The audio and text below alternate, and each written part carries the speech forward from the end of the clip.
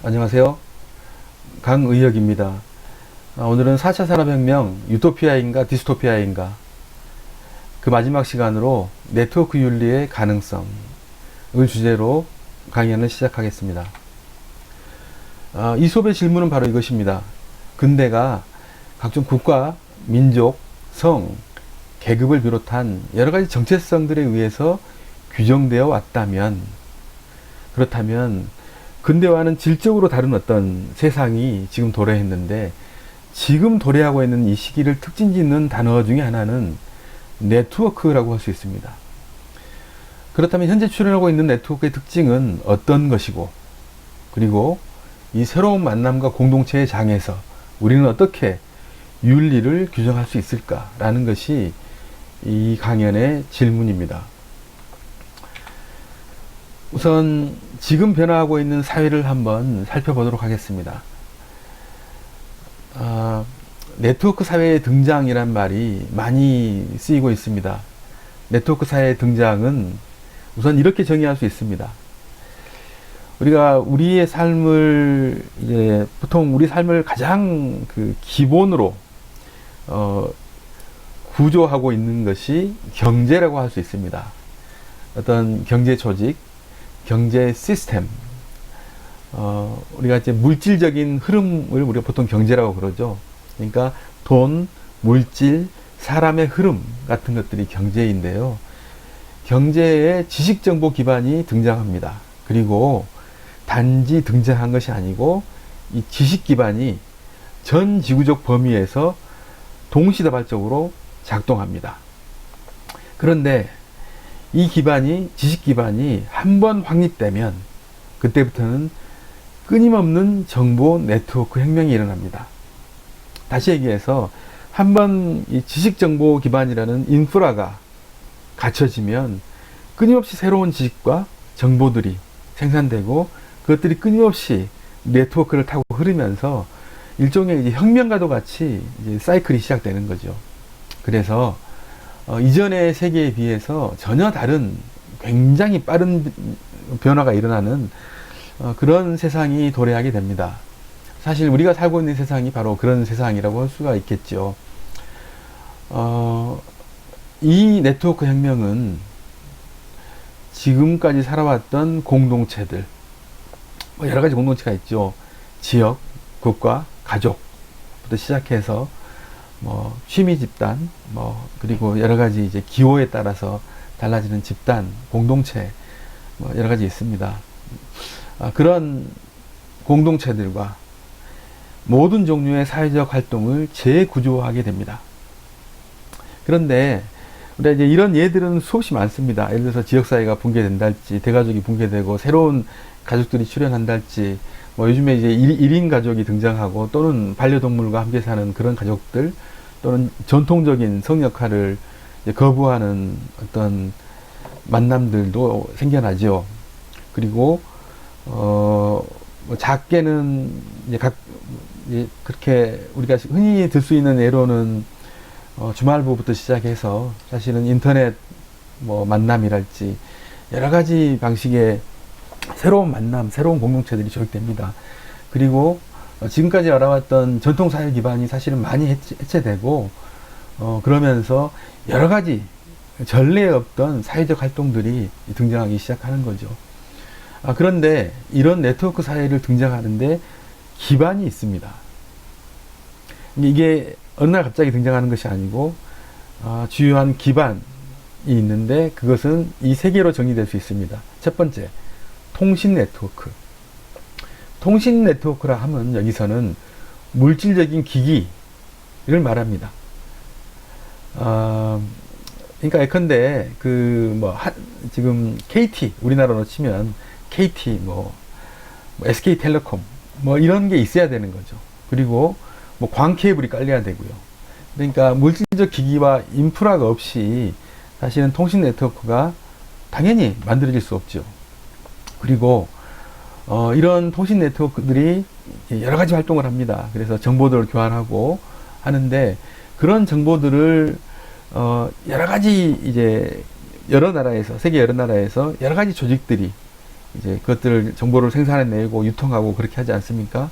그런 것들을 한꺼번에 처리할 수 있는 그런 도시가 필요합니다. 그래서 전 지구적 도시가 등장하지요. 런던, 뉴욕, LA, 시카고, 서울, 동경, 베를린 이런 도시들이 지금 이제 굉장히 과부하되어 있긴 하죠. 우리나라만 해도 사실은 이제 서울 굉장히 문제가 많지 않습니까? 여러 가지로 이제 권력과 돈 그리고 인프라가 집중이 되어 있는 현상이 벌어집니다. 하지만 이게 우리나라의 문제만은 아니고 사실 세계적으로 어떤 네트워크 사회가 등장하고 정보혁명이 일어나면서 이런 소위 말하는 글로벌 시티라고 하는데요. 전 지구적 도시들이 성장할 수밖에 없는 거지요. 그리고 네트워크를 관리하고 지배하는 소위 네트워크 엘리트가 생겨나게 됩니다. 그런데 이런 변화들이 우리의 삶에 만들어내고 있는 중요한 하나의 어떤 변화가 있습니다. 그것은 바로 우리가 이제 유동적 정체성이라는 말로 정의할 수 있을 것 같습니다. 근대의 정치와 모임은 예를 들어서 18세기, 19세기, 심지어는 20세기 초만 해도 우리한테 가장 중요한 것은 국가 또는 민족, 그 다음에 남성, 여성, 그리고 이제 계급, 뭐 이제 노동자 계급, 아니면 부자 계급, 뭐 예전에는 부르주아, 프로레탈리아 이런 말들을 썼습니다.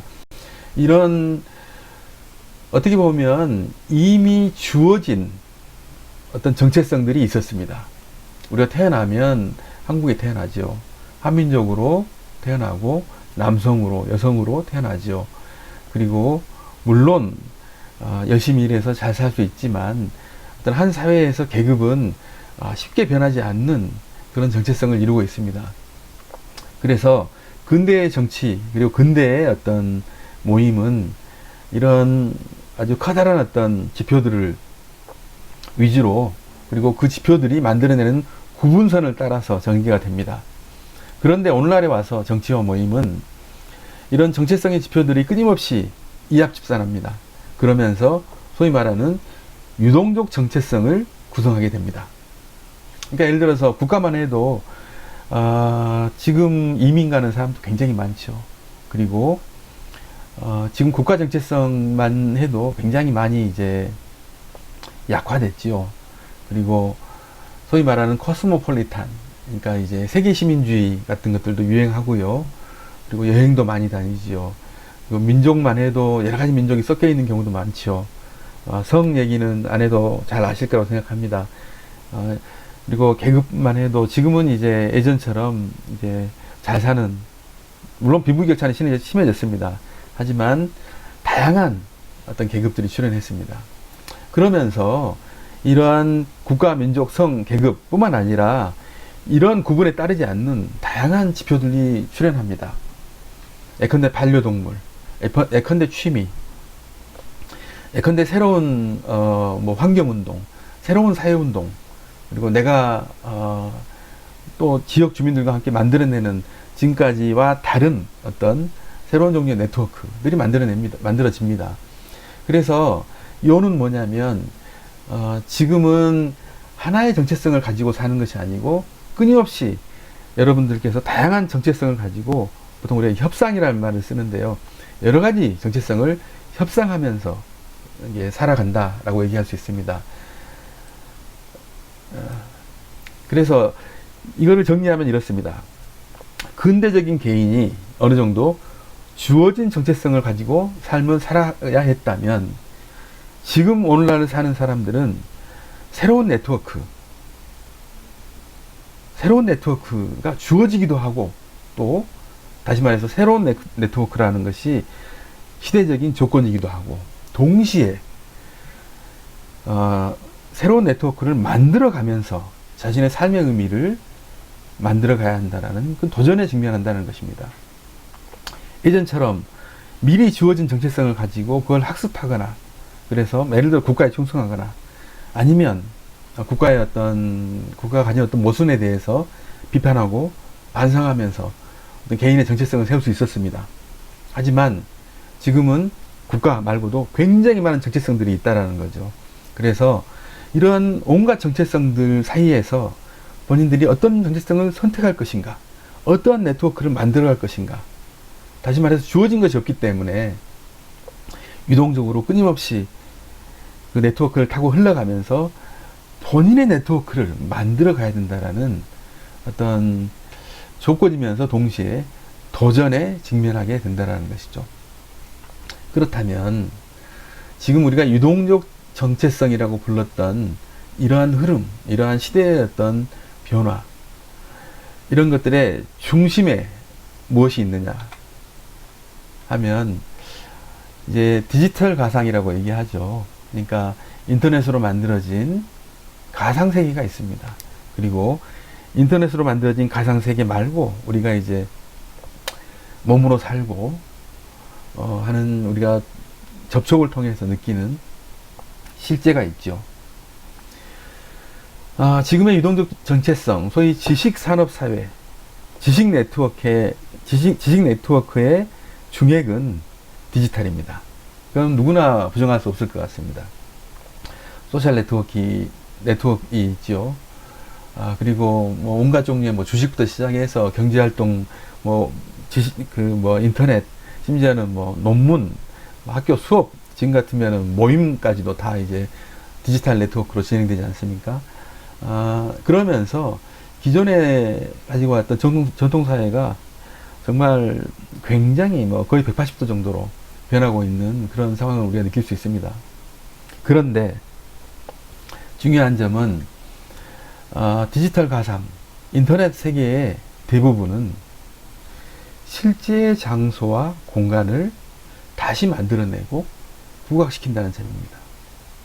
그러니까 가상세계, 우리가 가상세계 하지만 사실은 실제 장소하고 뗄래야 뗄 수 없는 관계를 가지고 있다는 것이죠. 그레임이라는 학자가 이렇게 얘기를 했는데요. 또 다음에 모빌리티는 이제 이동성입니다. 우리 영어로는 모빌리티고 한글로는 이동성인데요. 여기서 이제 모빌리티라고 부른 이유는 그 이동성이라는 게 우리가 직접 교통에 의해서 비행기 타고 이동하고 또 걸어서 이동하고 차 타고 이동하고 하는 그런 이동성이 증가했죠. 세계적으로 이제 비행기도 많이 다니고 뭐 고속철도도 생기고 개인이 자동차를 가지고 있는 경우도 굉장히 많고 이렇게 뭐 하지요. 하지만 그런 모빌리티 이외에도 인터넷 모빌리티가 있지 않습니까? 그런데 인터넷 모빌리티는 물론이고 뭐 교통도 마찬가지입니다. 언제나 고정적 인프라가 필요합니다. 다시 말해서 광 케이블 깔려 있어야 되죠. 적절하게 뭐 송전탑, 수신탑 다 배치돼야 됩니다. 스위치도 있어야 되고요. 배터리도, 그러니까 그 전력을 생산해내는 그런 기관들도 있어야 됩니다. 모빌리티 증가하려면 항구가 있어야 됩니다. 죄송합니다. 공항이 있어야 되죠. 그리고 항만이 있어야 되죠. 운전하려면 도로 있어야 됩니다. 다시 말해서 우리가 지금 계속 그 모빌리티 혁명이다 이런 말을 하고 있지만 사실 모빌리티 혁명을 이끄는 것은 인프라입니다. 그래서 모빌리티 증가를 위해서는 끊임없이 인프라를 생산해내야 된다라는 것입니다. 우리가 디지털 가상을 얘기하면서 대부분의 디지털 가상을 얘기하는 사람들이 그 실제 그 인프라에 대해서는 얘기하지 않는 경우가 많습니다. 하지만 인프라 없는 가상은 최소한 아직까지는 존재하지 않습니다. 인프라가 왜 중요하냐 하면은 바로 이것 때문입니다. 지금 인프라가 굉장히 위기에 처해 있습니다. 여러분도 알다시피 인프라를 그냥 여러 가지 예를 생각해 보시면 됩니다. 뭐 항만 사업, 공항 사업, 도로공사, 그리고 뭐 광케이블 까는 거, 뭐 예를 들어서 이런 모든 일들은 사실은 굉장히 저임금, 그리고 위험하죠. 그리고 인종화되어 있습니다. 인종화되어 있단 말은 무슨 말이냐면 이제 이게 3D라고 하죠. 그렇죠? 그래서 굉장히 어려운 노동이기 때문에 대부분은 이제 인건비가 싼 소위 이제 외국인 노동자들이 일을 하고 있습니다. 이거는 우리나라뿐 아니라 전 세계가 그렇습니다. 전 세계가 또 모빌리티의 증가라는 게 돈도 이제 전 세계를 이동하고 정보도 전 세계를 이동하지만 사람, 노동력도 전 세계를 이동합니다. 그러면서 이제 고임금과 저임금이 나눠지지요. 그러면서 이제 후진국, 소위 말하는 후진국의 사람들은 저임금을 무기로 각종 이민을 하게 됩니다. 그래서 이런 그 인종적인 차별이랄지 인종적인 분리 같은 것들은 우리나라에서는 그나마 제가 알기로는 좀 덜한 것 같습니다. 문제가 심각하지 않은 건 아니고 덜한 것 같습니다. 하지만 미국이랄지 유럽에서는 심각한 문제죠. 포인트는 전 세계적으로 공통된 문제라는 것입니다. 저임금, 위험한 노동, 그리고 인종화된 그런 노동은 전 세계적으로 공통적으로 직면하고 있는 현실입니다. 그래서 우리 이제 물류 또는 기반 시설, 건설, 교통뿐 아니라 국가적인 부패도 있죠. 그 다음에 온갖 편견들, 그러니까 이제 인종 편견이나 이런 것들도 있을 수 있죠. 그 다음에 이제 우리가 리베이트라고 그러죠. 사업하다 보면 부당 이득도 받고, 또 돈이 뭐죠, 이렇게 수익이 나지 않는 곳에는 투자를 많이 하지 않습니다. 위생에도 별로 신경 쓰지 않습니다. 빈부격차만 해도 지금 굉장히 심각한 문제 아닙니까? 세계적으로 굉장히 심각한 문제입니다. 전쟁. 지금 제가 왜 이런 얘기를 하냐면, 소위 근대적으로 인프라는 보통 우리가 얘기할 때, 그러니까 그 디지털 산업은 이제 신종 산업이고 인프라는 근대적인 사업으로 보통 생각합니다. 그렇지 않다라는 것이죠. 지금 얘기하는 포인트는 바로 근대적인 것들이 지금을 죄송합니다. 근대적인 것들이 지금의 세계를 이끌고 있고, 그리고 디지털 세계를 떠받치고 있는 것들이 바로 인프라인데, 이 인프라들은 굉장히 근대적인 것들이 끊임없이 재생산되고 있다는 것입니다. 국가적으로 부패한다 할지, 아니면 최소 투자를 한다 할지, 그러니까 이윤이 나지 않는 것 투자를 하지 않는다 할지, 빈부격차가 발생한다 할지, 아니면 인종 때문에 전쟁을 한다 할지, 국가 간의 갈등으로 전쟁을 한다 할지, 이런 것들은 굉장히 근대적인 문제 아닙니까? 그래서 지금 얘기하려고 하는 포인트는 뭐냐면, 지금 디지털 세상을 꿈꾸고 디지털 세상에서 어떻게 할지를 얘기하는 것만큼이나 지금 우리가 직면하고 있는 위기는 바로 근대적 인프라의 위기라는 것입니다. 그래서 근대적 인프라의 해체, 그리고 재구축 없이 단지 디지털 네트워크가 우리한테 희망을 줄 것이다 라는 생각은 굉장히 순진무구한 생각이라고 할 수 있을 것 같습니다. 그렇다면 지금 우리가 직면하고 있는 위기, 여러 가지 위기가 있습니다. 그러니까 여기서는 이제 구체적으로 여러 가지 예를 들 필요는 없다고 생각하지만, 예를 들어서 빈부격차가 있습니다. 그리고 아까 말씀드렸다시피 지금 세상이 굉장히 이제 빨리 변하고 있잖아요. 그러면서 여러 가지 재난들도 발생하고 있습니다. 지금 뭐 코로나 재난이 대표적인 예라고 할 수 있을 것 같습니다. 어쨌든 간에 우리가 위기 상황이라고 생각되는 것들, 그것이 인프라건 무엇이건 간에 위기가 닥쳐오면은 우리가 어떻게 대처를 해야 되느냐라고 했을 때, 우리가 지금 가지고 있는 네트워크가 두 종류가 있습니다.